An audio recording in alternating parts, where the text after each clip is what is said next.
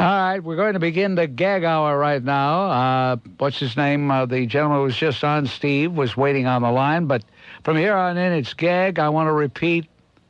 GAG stands for Get at Grant. You can tell me off, say whatever you want to say, as long as it is directed at me. As soon as you direct your vituperation towards someone else or some other group, you're finished. And as soon as you start repeating yourself, you're finished. So we have the distinguished Robert Paul as our broadcast engineer. Robert, I am sure that you know the rules, and we will not permit anybody to violate those rules. You know, if you're going to have rules, folks, you might as well follow them. We're not going to be like the state of New Jersey, who has rules that you can't drop out once you're beyond 51 days prior to an election. But unlike the state of New Jersey, which is riddled with a bunch of crooks, hoods, scumbag believers in one-party rule, we're not going to be like them. Our first caller in the gag hour, Joseph in the car from New Jersey. Yes, Joseph. Bob, I've been waiting to get at you for years. Well, not exactly at you, but at that squirrel's nest that you call a hairpiece. All right, forget about that. No, this doesn't count. This doesn't count because it's not about me, and it's not funny at all, folks. Hey, folks, look, once again, I'll say it. I've never worn a hairpiece. I don't have a hairpiece. I don't need a hairpiece. But even if I did, is that against the law? Is there something immoral, something dishonest, something unlawful about it? No, that is absolutely idiotic. The guy, Joseph from Jersey City, has been obsessed with this. He belongs in Marlborough State. He belongs in an asylum. All right, now we begin. Sam in Passaic, go ahead. Bob, it's hard for me to do these things as fond as I am of you, given especially how you just had me in stitches there, but someone's got to say these things, Bob, and it's got to be me. Number one, I cannot imagine, nor do I want to envision, you swabbing down your body parts with Chamonix. It's literally too much. Number two, are you going to start wearing some exotic undergarments from this new advertiser that you've taken on? I think that will add further punch to your delivery of those lines. Number three, I thank you for your patience, sir. You are very patient. Yesterday, you defended the networks in not putting our president on TV. And the only reason that you gave for doing that was loss of income from the sponsors. Bob, if you notice, my theme is on commercialism, and I just had to get it out of me, Bob. I'm hearing silence. All right. I didn't say, how are you doing? I didn't do anything like that, and yet I'm getting silence. All right. You know why you're getting silence? Because the rules say I don't say anything. You could tell me off and tell me off and tell me off, and I just well, have I'm to going sit, to keep going. I just have to sit here and take it. Thin-skinned. You know, you can dish it out, but I don't know, and this hour is going to tell. Can you take it? I find, I want to call up, and I love you, Bob, but when you get criticized, you get a little bit, steamed under the old scalp there, pal. And I think you could go a little bit easier with people. All right? Now, that's what I have to say, and I'll be in touch. Keep it on, Bob. All right, that's about the nicest gag call I've ever had. But anyway, let's try Jack in Monmouth Beach on WOR. Jack heard me announce that if you're participating in the gag hour, it doesn't matter that you called earlier in the week. As a matter of fact, Jack, I do believe, called yesterday. Yes. Go ahead, Jack. Hi, Robert. This is Jack. You have a saying, fake, phony, fraud. How appropriate that saying is for you, because you are a fake, phony, fraud. Like I called you last week, and I told you that I was proud that you were Italian. You were asserting yourself as Italian, because I'm a full Italian. And what it is, you are not a full Italian. And you never said, well, I told you that you were of some other ethnicity, and you didn't deny it, but you said, what am I? And I told you what you were.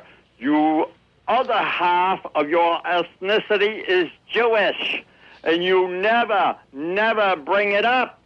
In 20 years, I heard you say it, and you never did. What did you do? You come and you bomb blasted me at the end with what the heck was it? It's a derogatory name for an Italian, and now I want to tell you something else, Bob. That guy called about your hairpiece. Well, let me tell you something, Bob. I saw you at the ShopRite in Old Bridge in 1973. You do not look like you look now. Now, what you looked like then is you had no hair from top to bottom. You looked like a sidewalk with no grass growing. And you had a bulbous nose, you had dark hair, you had swarthy skin, and you demean people who have swarthy skin.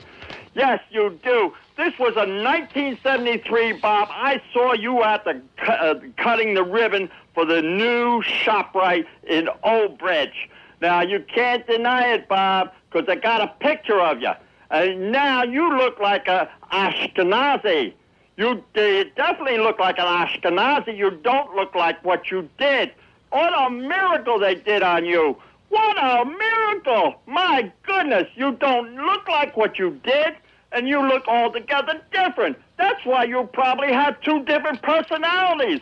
You know, one person, you have bipolar personality that you can't even deal with. You get so angry at people that call you. Oh, my God. There's some kind of relief that you get from being angry at people when they call. Even your friends, you do it the same thing. Yes, is he repeating himself, Rob? Well, he is repeating himself? Anyway. Okay. Hello? I've got the signal. You're repeating yourself. Thank you. I can imagine after a while, for you listeners, hearing someone screaming like that must get a little irritating to the ear. At any rate, I promised we'd have a gag hour. I'm keeping that promise. And by the way, ladies and gentlemen, you're here on a historic occasion, because it's the last time I will ever do a gag hour. I don't think it's good radio. You tell me. You tell me, folks. All right, we're going to take a QB. What does QB stand for? Huh? Have you figured it out? Back to the gag hour, ladies and gentlemen. The gag hour. Get at Grant if you've just joined us. That's what it is. Allowing people to vent their spleen, perhaps individuals who had been frustrated in the past, who wanted to really tell me where to get off. They have an opportunity to do that without remonstrance from me. Jay in Manhattan, you're on WOR. Grant, today is October the 8th, and it looks like September failed us. Like I said, we've been praying for you, but you got by.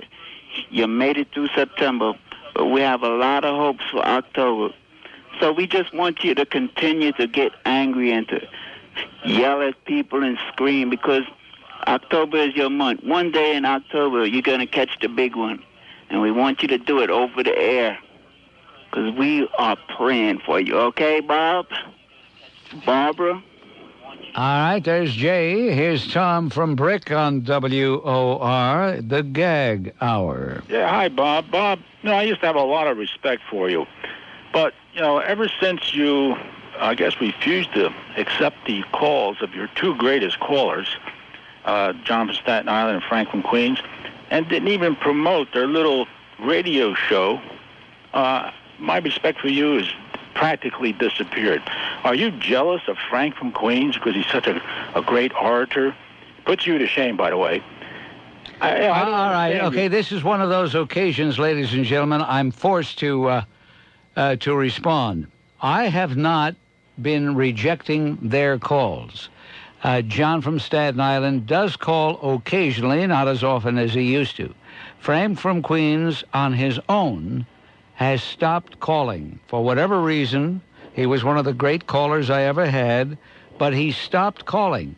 So, Tom, I'm sorry to disappoint you. It is not a question of my refusing to take their calls. It's simply a question of them not making those calls. Then why don't you give him a little plug once in a while? I mean, that wouldn't hurt. He's on a little soft, shortwave radio station. I think on Friday night at 7415 on. Are they giving me a plug? No, of course not. You don't need a plug. All right, this is ridiculous. We're talking about someone else, and it's supposed to be directed at me. Let's go to Yehudit in Brooklyn. Hello? Yes. Well, finally I get to speak to you again. You're always yelling that how come people don't call. Well, people like me have jobs. We'd call you, but our bosses don't like it. I got a few things to tell you. You ain't as caustic and acerbic as you used to be, even though you're still nasty, which is the only good thing. Because you're really famous for being a vain, hot-headed blowhard who calls people names. And all your double entendres, like the Horny Brigade, have added to this. You had a lot of good callers who you used to treat very lousy, but there was some kind of a rapport that you maintained, which is one of the reasons why a lot of people listen to you. But you got rid of them. And a lot of the trash the line calls on another station are all these callers who used to call you. But aside from that, you're a very vain person. You don't want people to know your age. You don't want people to know things about you that you've even said on the radio from time to time, because if you listen enough, you hear about different things about your health or certain things that you do, and this Chamonix thing, that just adds to it.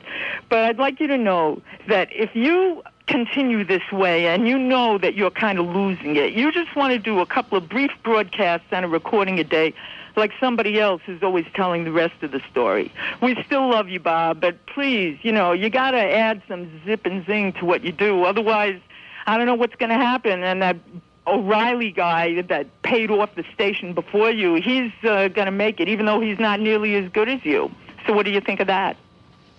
All right, thank you, Yehudit. Let's say hello to Mark from Franklin, New Jersey on the Gag Hour. Hello, Bob. How are you? What's on your mind? I called you a few times, and last week, I think I swore, and I think you slammed the phone in my ear. But I pray every day that you constantly keep trashing the Democratic Party, calling them scumbags, vermin, and that's what they are. And the great Staymaker who trashed Bush the other day when he was in Europe. Here's a guy who was a president for 8 years who absolutely did nothing with Bin Laden, and he's trashing Bush. All right, now you're violating the rules of the game, I'm sorry to say. You're talking about someone else, and even though I hold that someone else in the same contempt you do, nevertheless, it's supposed to be a vituperation directed at me. So, Mark, even though we're on the same page politically, and I admire what you just said, nevertheless, the rules of the game say you cannot continue. I'm truly sorry. Bob Grant here on WOR, ladies and gentlemen. My old pal Tom Marr will be coming up at 7 o'clock. Maybe Tom and I will chat a little bit prior to his taking over at 9. At 7, he'll be on from 7 until 9. Tom and Garfield, you're on WOR. Hi, Bob. I could see why this gag hour isn't exactly going over the way you thought it would, but I just want to remind everybody that when past President Bill Clinton came to New York City, did you realize the first place he went to was Grant's tomb? And do you know how disappointed he was to see that you weren't there? And remember your old friend Charles Manson? You always just say was crazy?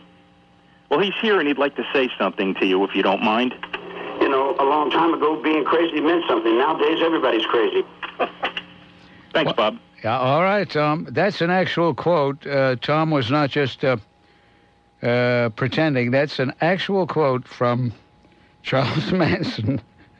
And even though it was said by an unspeakable monster, by an absolute aberration, not a human being, it was funny because he said there was a time when being crazy in America meant something. Now everybody's crazy.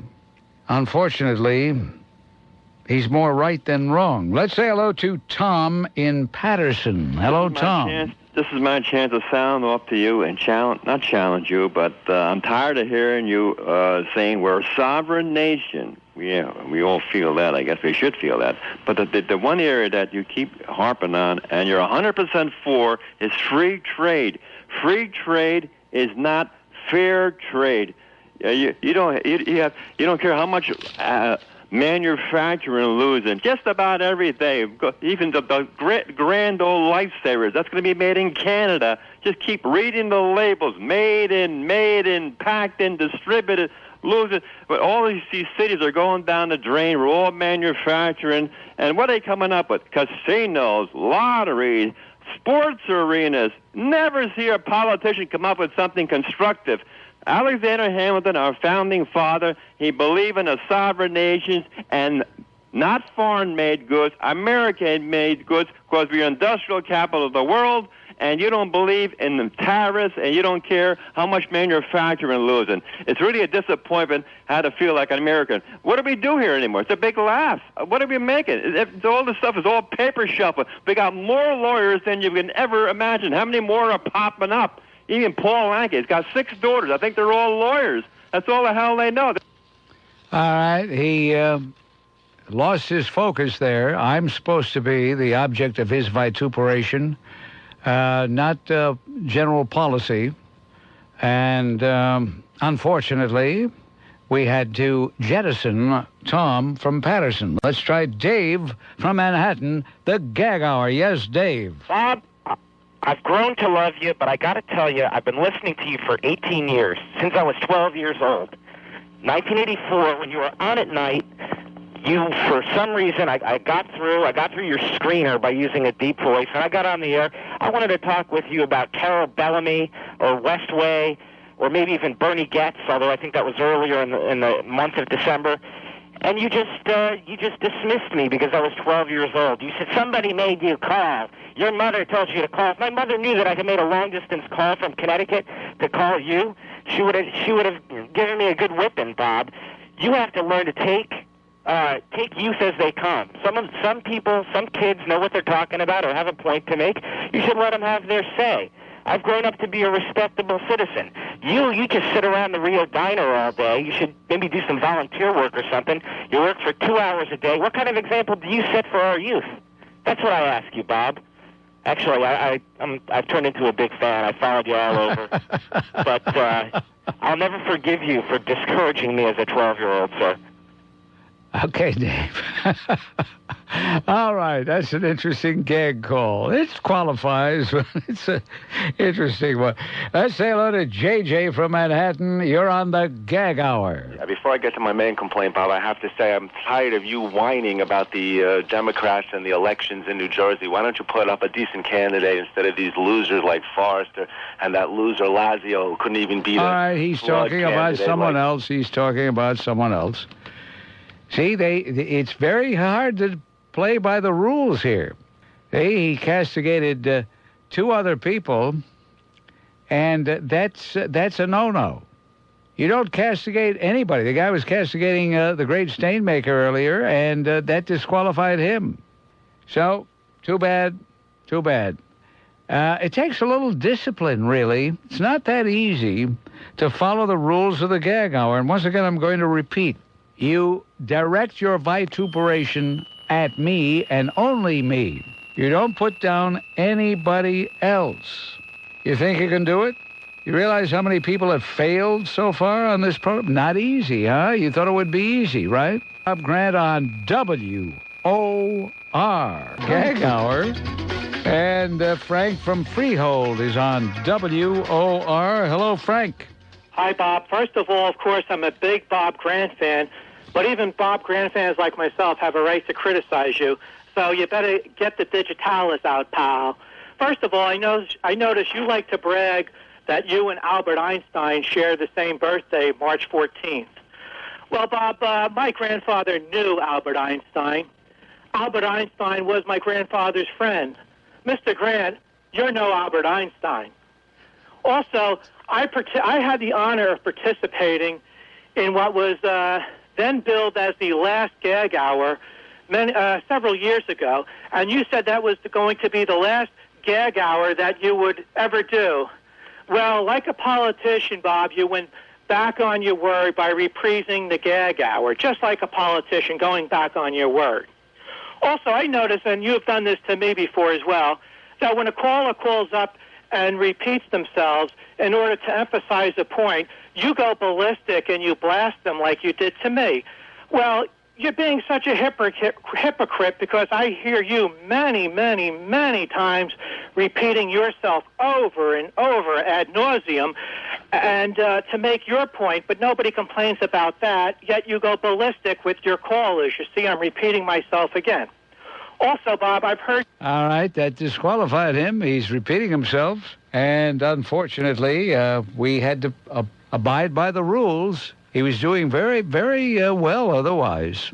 Very good gag call. He's just this little note here, if I may, folks. He's right. I did say that was going to be the last gag hour. That was about 3 years ago. But this is Jamie Waxman's last day doing the program as our producer-screener. And she said, I heard about this gag hour. Would you do it for me on my last day? And being a sentimentalist and a real sucker, I said, okay, I'll do it, Jamie. And are you happy so far, Jamie? You enjoying it? All right.